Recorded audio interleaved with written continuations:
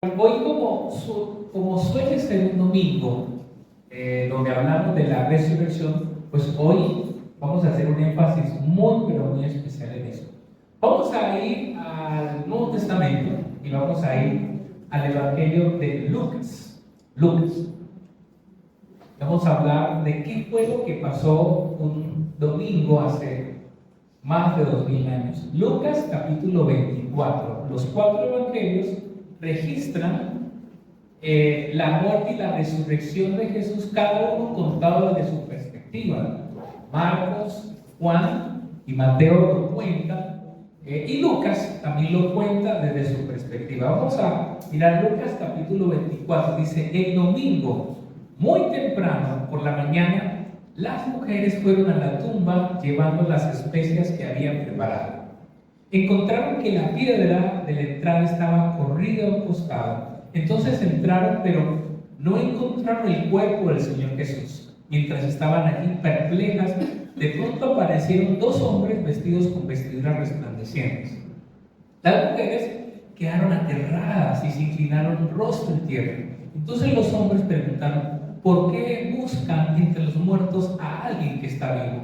Él no está aquí, ha resucitado. Recuerden lo que les dijo en Galilea, que el Hijo del Hombre debía ser traicionado y entregado en manos de hombres pecadores y ser crucificado y resucitará al tercer día. Entonces ellos recordaron lo que Jesús había dicho, así que regresaron corriendo de la tumba a contarles a los 11 discípulos y a todos los demás lo que había sucedido. Fueron María Magdalena, María Juana, María la madre de Santiago y varias mujeres más quienes contaron a los discípulos o los apóstoles lo que pasó. Pero a los hombres el relato les pareció una tontería y no les creyeron. Sin embargo, Pedro se levantó de un salto y corrió a la tumba para ver por sí mismo. Agachándose, miró hacia adentro y vio solo los lienzos de lino vacíos. Luego regresó a la casa preguntándose qué habría ocurrido. Ese mismo día, 2 de los seguidores de Jesús iban camino al pueblo de Emaús, a unos 11 kilómetros de Jerusalén. Iban caminando, hablaban acerca de las cosas que habían sucedido. Mientras conversaban y hablaban, de pronto Jesús mismo se apareció y comenzó a caminar con ellos. Pero Dios impidió que lo reconocieran. Dice más adelante, me perdí. Bueno, en el 17, Él les preguntó: ¿de qué vienen discutiendo tan profundamente por el camino?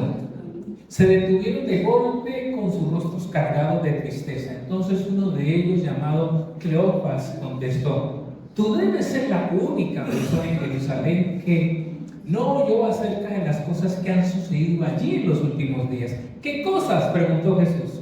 Las cosas que le sucedieron a Jesús, el hombre de Nazaret. Le dijeron: era un profeta que hizo milagros poderosos y también era un gran maestro a los ojos de Dios y de todo el pueblo. Sin embargo, los principales sacerdotes y otros líderes religiosos lo entregaron para que fuera condenado a muerte y lo crucificaron. Nosotros teníamos la esperanza de que fuera el Mesías que había venido para rescatar a Israel. Todo esto sucedió hace 3 días.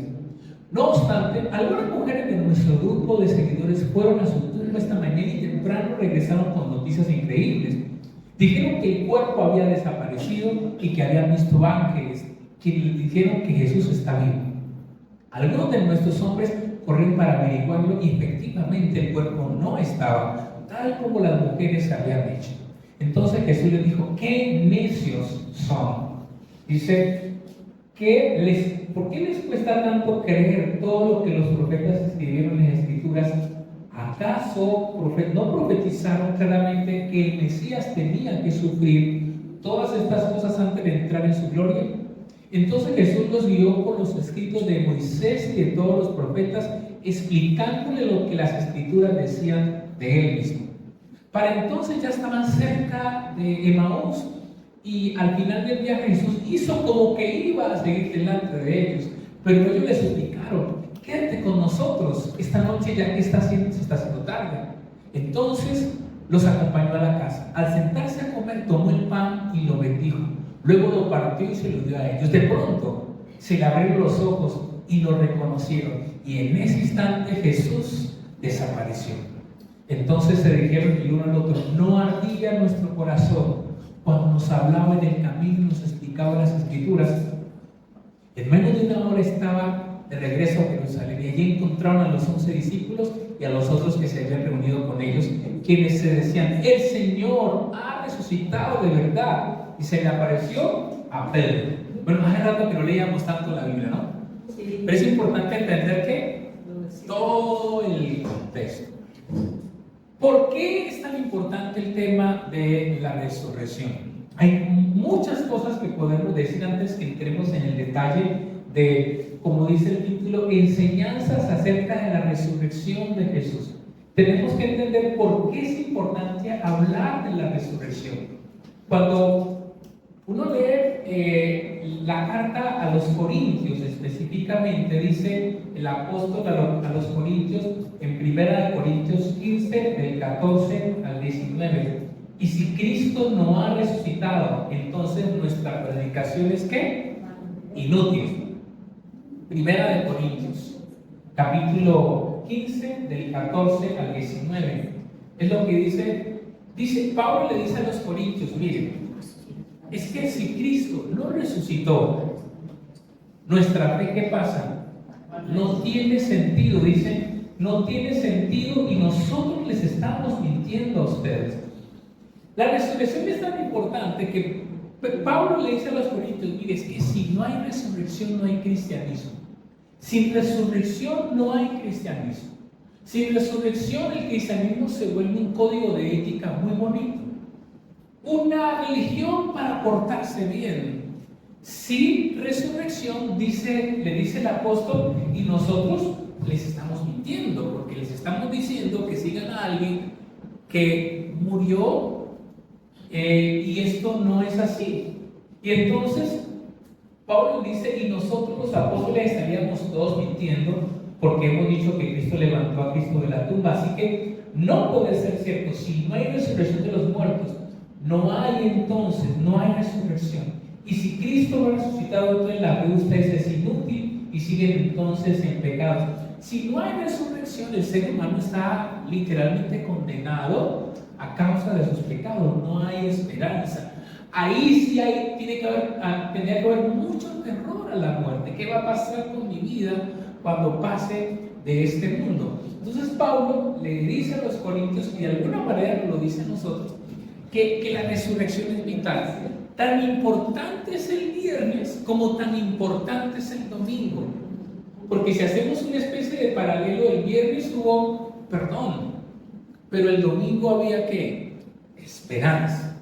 Recordemos algo que a veces se nos olvida. Hay un libro aburridor de leer, yo lo confieso, para mí también es aburridor de leer, pero cuando uno lo lee y entiende el propósito, entiende todo el tema de los sacrificios. Levítico es un libro muy aburridor de leer, porque es sacrificio tras sacrificio y una cosa y la otra.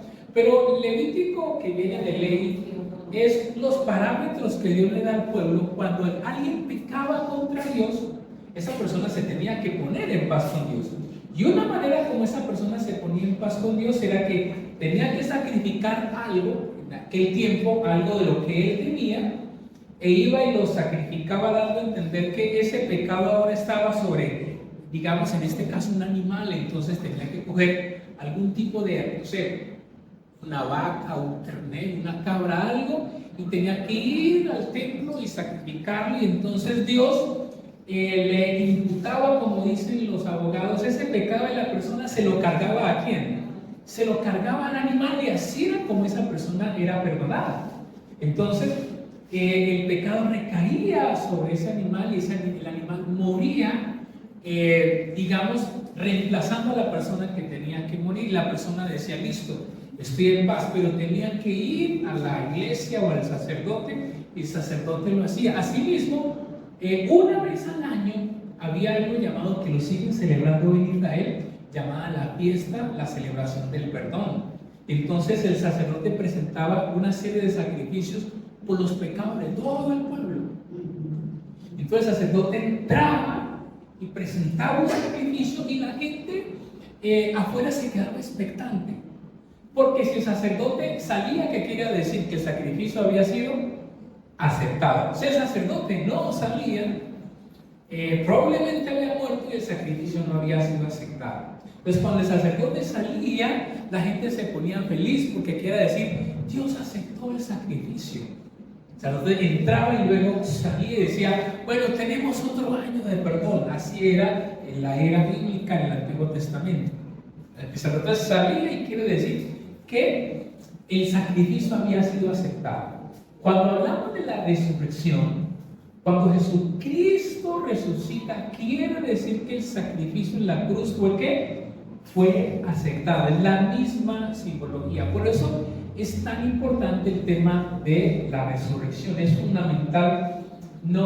Si al cristianismo se le quita, insisto, la resurrección, apague y vámonos. No tiene sentido hablar entonces de eso, porque sin Cristo, ¿en quién yo pongo mi fe? Y por eso vuelvo al tema de la comparación. Mientras el viernes hubo perdón, entonces el domingo hubo esperanza. El sacrificio fue aceptado. Mientras el viernes había oscuridad, el domingo hubo luz. Mientras el viernes hubo de alguna manera angustia, el domingo entonces hay optimismo y fe. La resurrección es tan importante que la resurrección le da sentido a que nazca la iglesia. Porque Jesús no solamente se va a aparecer a esos dos, sino que por 40 días se aparece a muchas personas. Y dicen los estudiosos de la historia que es la única explicación de por qué la primera iglesia se levanta de una manera tan tremenda. Porque o están locos aquellos que fundan la iglesia aquella vez, o ellos realmente han visto resucitado. Y lo que se cree es que tuvieron que haberlo visto. Nadie se deja lanzar a los leones para que lo maten como hacían los romanos en aquel tiempo, a menos de que usted tenga una convicción muy grande de que alguien usted ha visto. Y eso fue lo que vivió la primera iglesia. La primera iglesia se funda con una base fundamental. La gran noticia era Jesús resucitó. Y eso entonces diríamos es como el combustible para que la iglesia se empezara a levantar. La resurrección es entonces el combustible para que nazca la iglesia. Era la única razón más fuerte. Claro, está el poder del Espíritu Santo actuando, pero la convicción era de ellos. Los apóstoles que habían sido llenos de miedo, después de la resurrección se convierten en unos valientes. Y la única explicación de ese cambio, de estar escondidos en una casa y luego salir a predicar el mensaje, aunque los castigaran, la única explicación era que ellos habían visto resucitar.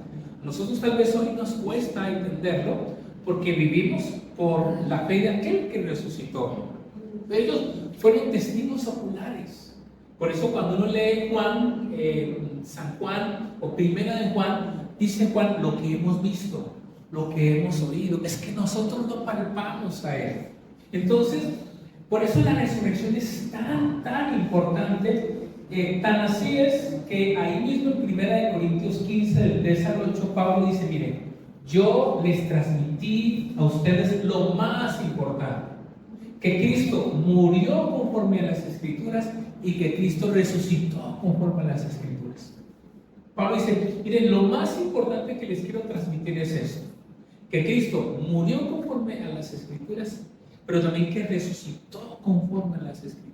La resurrección es ese pilar, esa base donde descansa el cristianismo.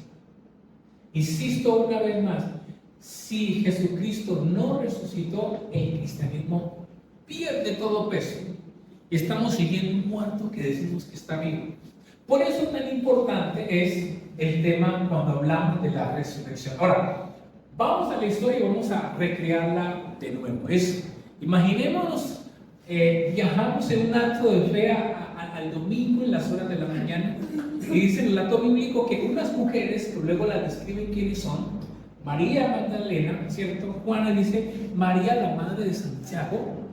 Ahora, dice que ellas van a la tumba con especias porque se solía preparar con una serie de, digamos, un ritual muy especial aquel que había muerto. Ellas saben dónde lo dejaron el viernes. Ellas van a ir al domingo y cuando ellos llegan allí, a ver, ¿qué es lo que ellas iban pensando antes de llegar al sitio? ¿Quién nos va a remover la piedra? Porque en aquel tiempo no era como ahora, que así hacían un hueco y entonces usted pagaba en jardines del recuerdo, algo así. No, usted en ese tiempo no había eso. En ese tiempo generalmente que era que se hacía especie de cuevas, ¿cierto? O huecos en diferentes partes de las montañas y entonces usted pagaba por eso, de ahí usted era sepultado y se ponía una especie de protección especial. Para el caso de Jesús, como se pensaba que los discípulos un día iban a ir por el cuerpo, colocan una piedra. Recordemos que el relato bíblico aún dice que ponen a unos soldados allí, ¿no? Para salvaguardar eso. Pero cuando ellas llegan, ellas van pensando, ¿quién nos va a remover esa piedra? Cuando uno va a Israel, uno ve una especie de hondonada donde se cree que más o menos mueven la roca, una roca que yo creo que es más o menos de este alto, una cosa inmensa, ¿cierto? Que era puesta allí para que nadie pudiera entrar y no lo pudieran sacar porque ellos estaban atacando esa supuesta nueva religión que ellos no querían, la clase religiosa. Entonces ellas llegan y cuando llegan encuentran que la piedra está ¿qué? La piedra está movida. Pero no solamente eso, ellas llegan y hay unos seres celestiales allí que les dicen lo siguiente: ¿por qué buscan aquí al que ya resucitó? Y yo creo que no caen en cuenta y luego ellos dicen, no recuerdan que él dijo que él iba a ¿qué? A resucitar. Quiere decir que ellas no creyeron demasiado eso que él dijo. Entonces, ¿qué le dicen ellos? Vayan y cuenten, vayan y digan a los discípulos que estaban llenos de miedo, seguro frustrados en angustia. Y el otro texto, y lo vamos a hacer el énfasis más adelante, le dicen que vayan, díganles a todos, incluido a Pedro. Por algo hay un énfasis con Pedro. ¿Se acuerdan que Pedro qué hizo? Va, díganle a todos y de paso le dicen a Pedro, o sea, por si Pedro se cree excluido, díganle que él también está invitado. ¿Ya? Más adelante vamos a mirar eso. Y entonces ellas van y cuentan, pero ¿les creen o no les creen? No les creen. Hay muchas razones por las que no les creen. Una de ellas, obviamente, teológica, les cuesta entender, pero otra tiene que ver con las costumbres de aquella época. Si había algo marcado en la época bíblica en cuanto a las mujeres, es que las mujeres eran vistas en una categoría inferior. Un testimonio de una mujer no valía para nada versus el testimonio de un varón. Y por eso es una de las razones por las cuales los discípulos como que, esta es con la que viene. Porque no les creen a ella, porque además de eso son mujeres. Ahora, que no es casualidad que Jesús justo se aparezca a ¿quién? A las mujeres. Donde la sociedad las había relegado a una parte, pero Jesús les da una posición totalmente distinta. Y esto, abro un paréntesis, tumba aquello de que Dios es machista, de que la Biblia, por el contrario, aplasta a la mujer. Todo lo contrario, cuando uno lee la Biblia, algo que hizo Jesús fue levantar la dignidad de la mujer. Entonces, no les creen, pero luego dejamos allí cuando vemos a otros dos que van caminando por un sitio llamado Emaús y van hablando, van como en crisis, van discutiendo. Se aparece Jesús, pero dice el relato bíblico que ellos, ¿qué pasó? No lo reconocieron. En otro texto dice, sus ojos estaban ¿qué? Vedados para que ellos no lo pudieran ver. Ellos se acercan a Jesús resucitado, y les preguntan, oye, ¿ustedes de qué hablan? Y que ellos que les dicen, pero usted es el único que no sabe la última de vanguardia. Usted no se sabe la última. Usted no sabe lo que pasó hace poco. Mire, nosotros, él murió y sabes una cosa, nosotros esperábamos que él nos iba a sacar del problema. Nosotros esperábamos que él iba a traer liberación, pero ya hace 3 días. Entonces Jesús les va a decir a necios y tardos de corazón, pero la Biblia dice que él iba a resucitar y les empieza a explicar.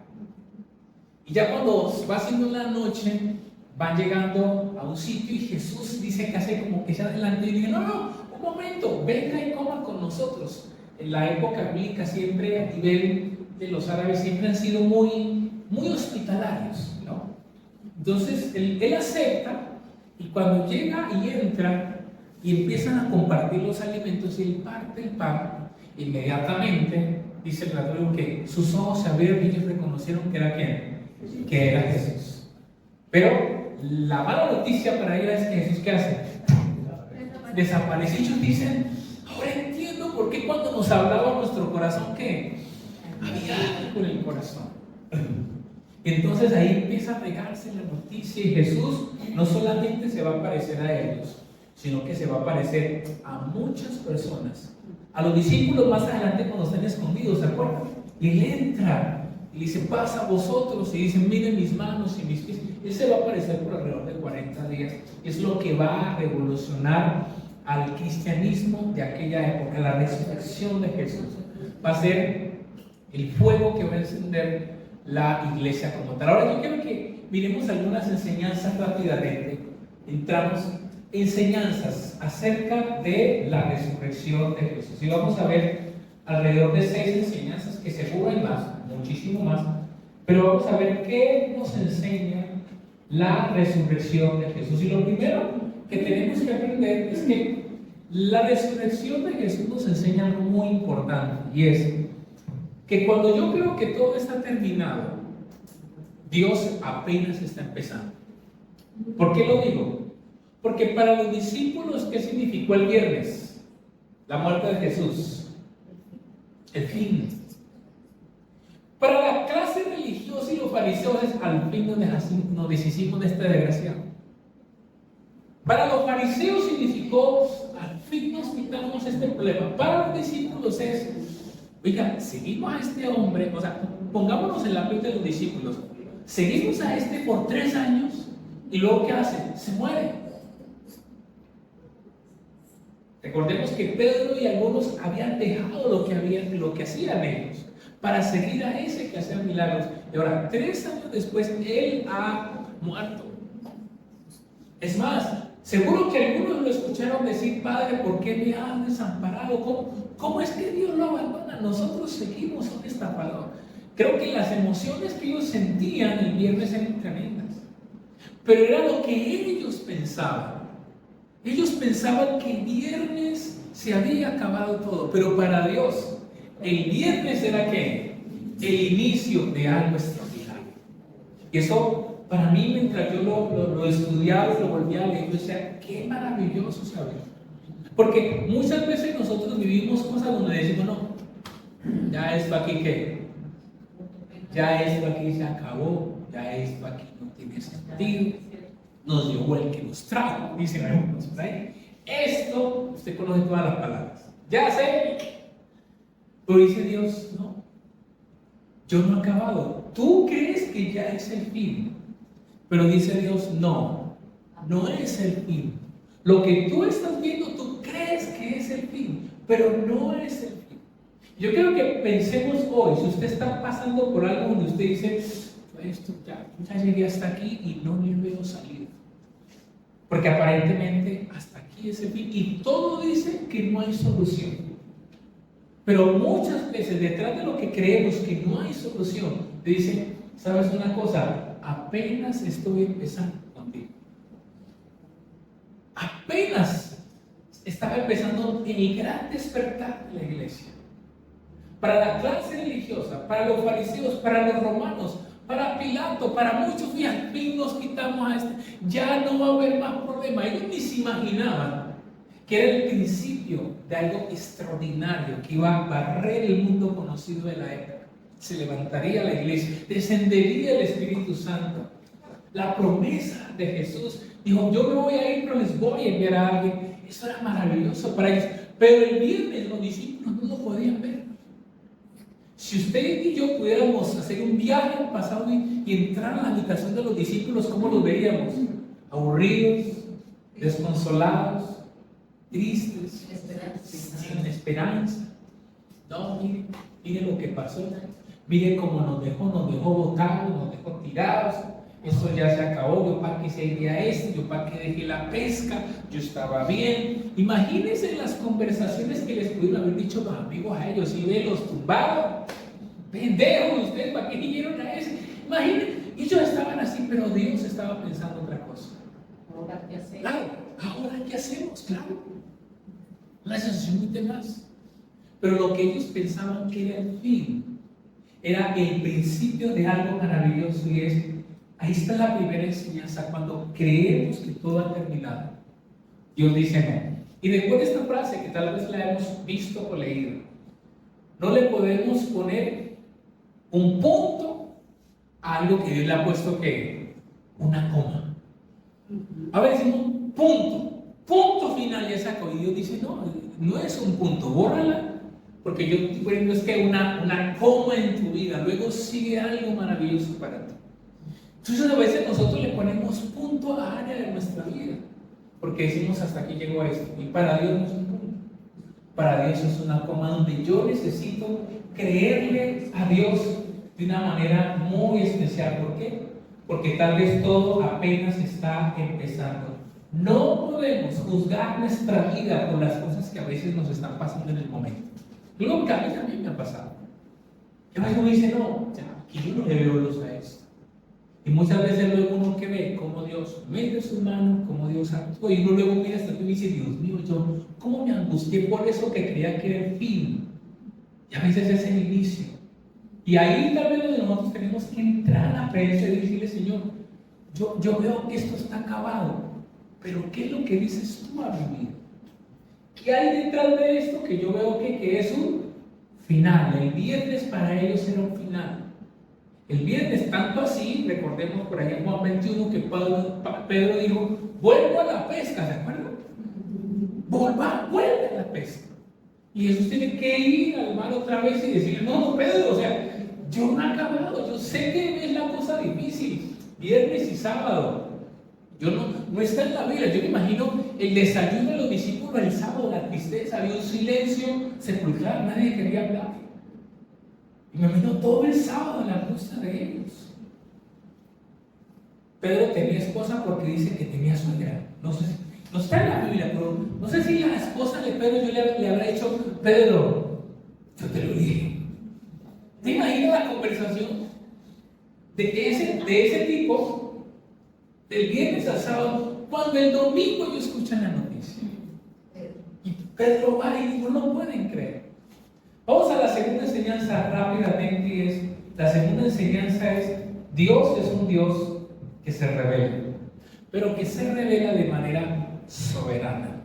Me encanta esto.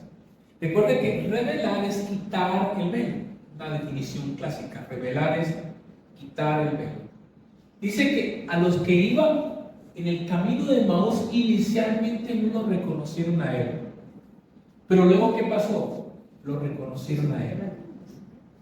Ese texto nos enseña que Dios se puede revelar o no, ¿según qué? Según su voluntad, según su soberanía. A lo largo de los relatos bíblicos uno ve que Jesús a algunos se les reveló, se les mostró. Allá en un monte llamado la Transfiguración, Él se da a conocer. Llama la atención porque no se le reveló a otros. Uno no nota que Jesús no se le reveló a Pilato, por ejemplo, a Herodes o a la clase religiosa, pero llama mucho la atención que Jesús escogió a personas que la sociedad había desechado, pero que para él era importante.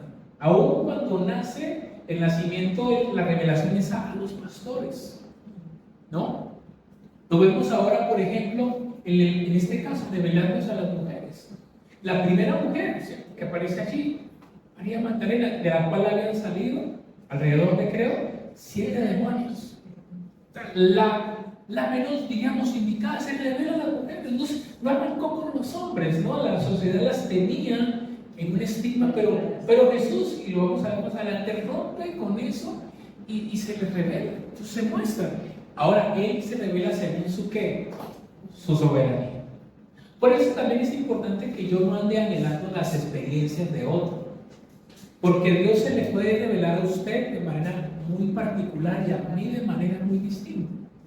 Una vez es que, ay, ¿por qué fulano de tal que experimenta y tal vez yo no? Es la soberanía de Dios. Lo que sí es que Él en su momento se reveló. Y uno ve cómo Jesús se reveló a estas mujeres, se reveló a estos dos que iban caminando, luego a los apóstoles, por 40 días a muchísima gente, y empieza a moverse la iglesia de una manera muy particular. ¿Por qué? Porque Dios es un Dios que se revela. Ahora, hoy sabemos que se revela, obviamente, en el Hijo, pero que también se revela en el poder del Espíritu Santo. Hoy Dios también se revela, claro, a través de su palabra. Dios se da a conocer a través de su palabra. Dios, no sé si a usted le ha pasado, a lo largo de los años hay textos que un día he leído y ese texto ese día tiene un sentido muy especial. Y aunque a muchos les cueste creer, este libro sigue siendo especial. Su palabra sigue siendo especial.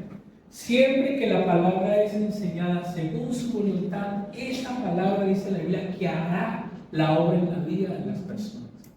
Porque Él también se revela a través de eso.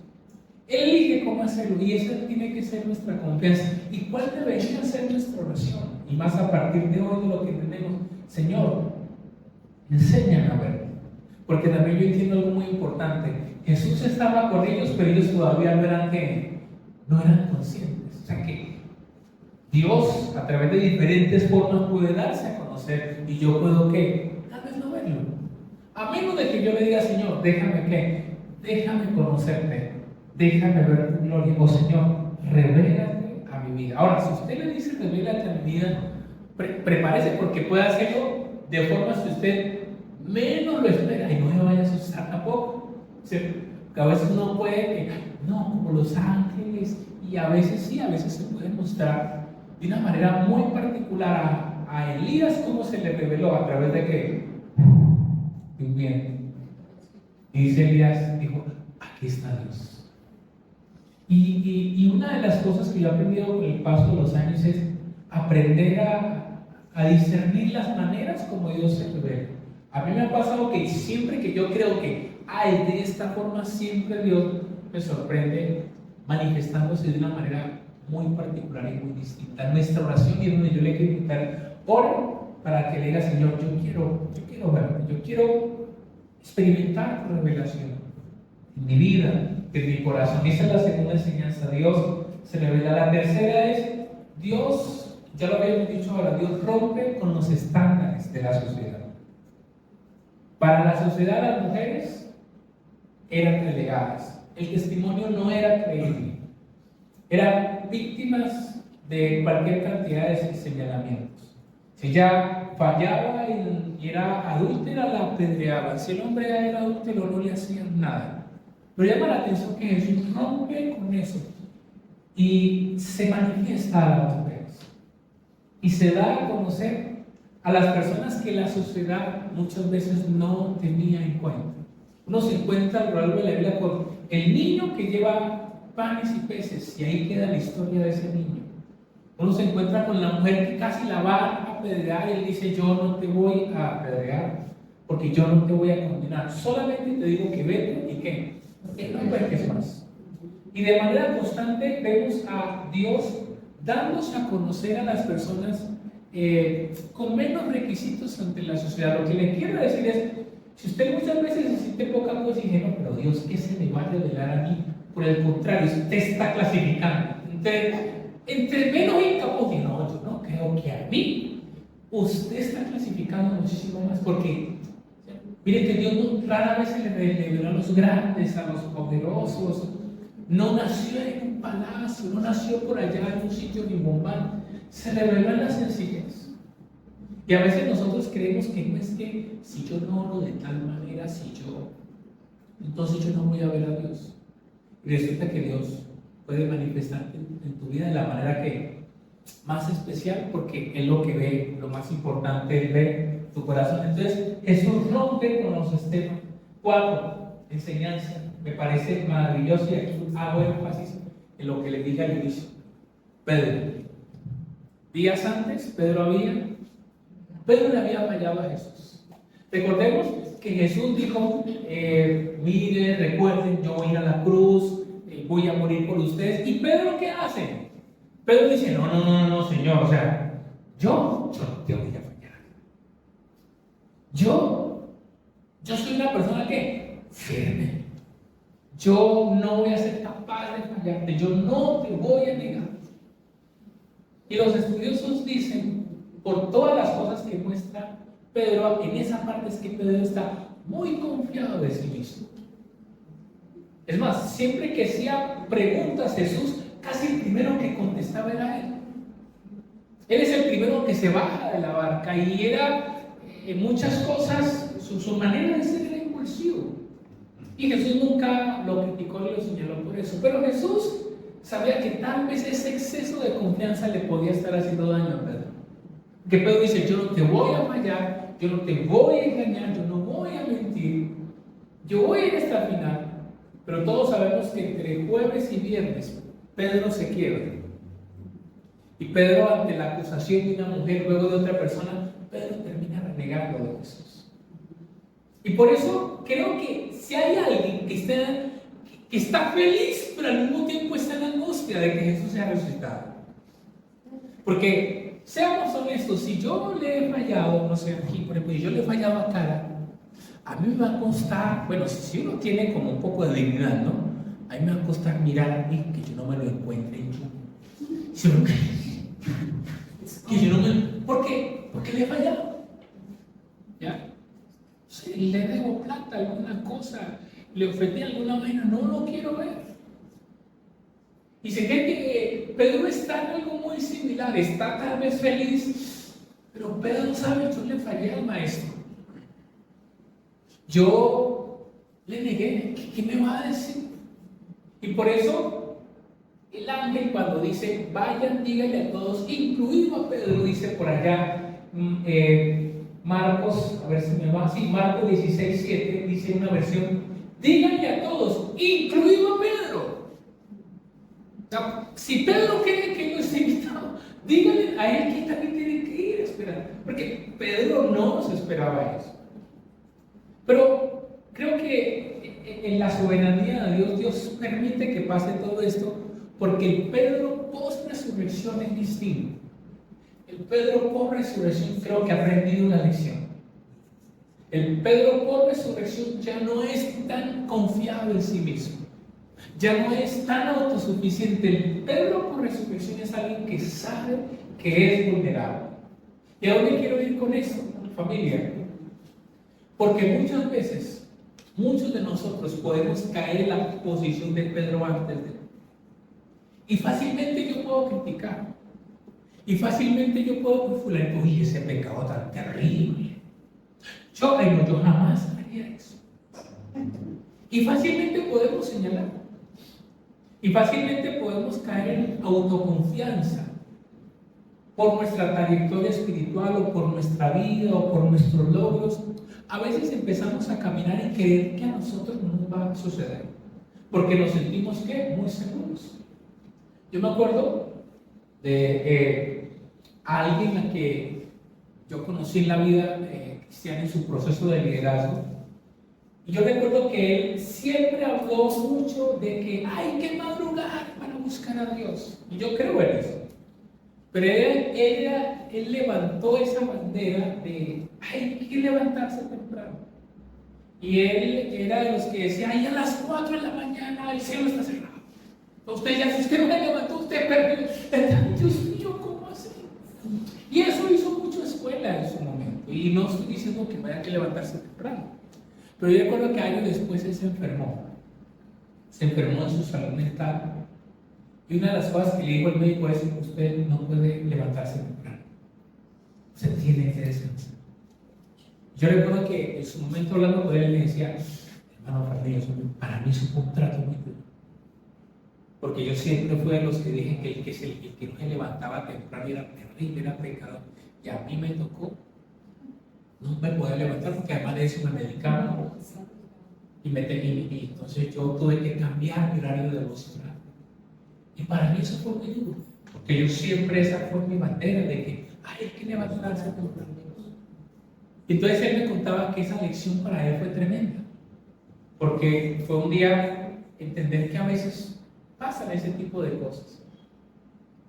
Entonces con Pedro vemos eso, con Pedro aprendemos que muchas veces Dios permite el fracaso para formar nuestro carácter. Muchas veces Dios permite que pasemos por las más difíciles para decir, mira, Tú no eres tan fuerte como te crees. Tú no eres tan espiritual como te crees. Tú no eres tan recto como te crees. Mira, aquí te torciste. Tú no eres tan justo como crees. Y creo que cuando uno pasa por esas experiencias, entonces uno aprende a ser más humilde. Claro, cuando usted lee primera y segunda de Pedro, Pedro dice, apacentar la gente de Dios. El tono de Pedro es otro en sus cartas. Es aquel que ha pasado por el trato de Dios y ya sabe que no puede ser tan autosuficiente. Y ya sabe que el que esté firme, mire que no cae. Pero el Pedro antes era muy convencido, ¿cierto?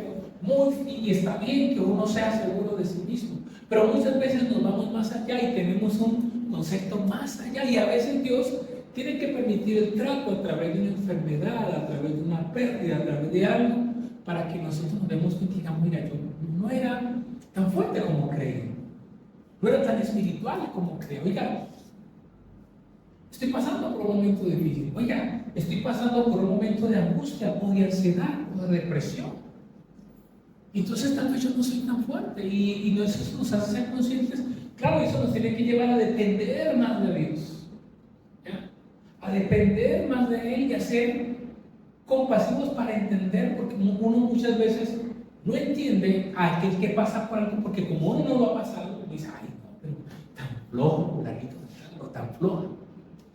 Pero cuando uno lo vive, uno dice, wow, esto es tremendo. Eso es una cosa muy particular. Y uno a veces requiere pasar por ese tipo de cosas.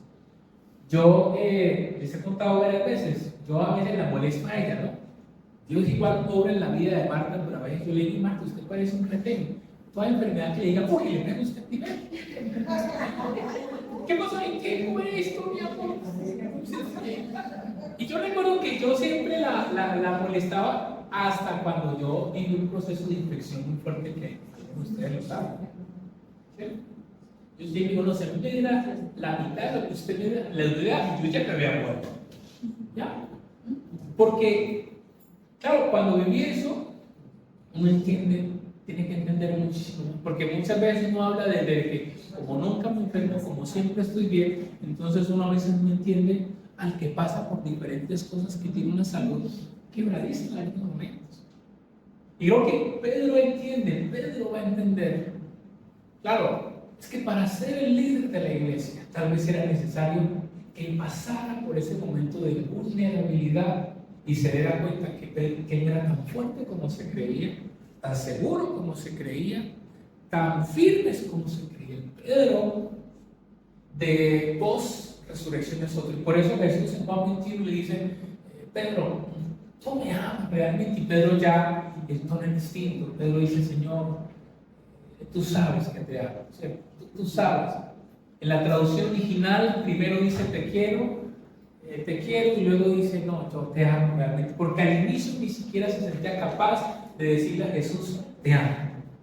Pero es que Pedro ha pasado por eso, y tal vez ese fracaso lo llevó a él a ser humilde.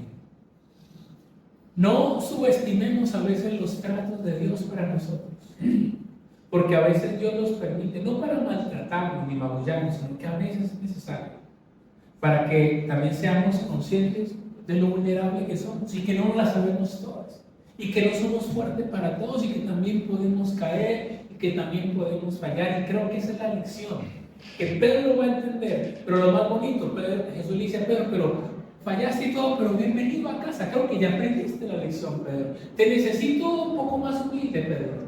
Te necesito un poco más vulnerable. Vas a ser el futuro de la iglesia, pero así como estabas antes, no podía ser el futuro de la iglesia. Y esa es la otra enseñanza. Dios usa nuestros fracasos para formar el carácter. ¿Cómo se llama la cuarta? Dios usa nuestros fracasos para formar el carácter. Así se llama. Muy bien, vamos avanzando. Enseñanzas y vamos finalizando. Y es que a veces, claro, a veces nos cuesta creer a las verdades que están en la palabra de Dios, pero a mí me encanta reconocer una cosa fundamental, y es que la verdad siempre triunfa. No sé si ustedes recuerdan el famoso médico por ahí, porque la verdad, así decía el doctor, ¿no?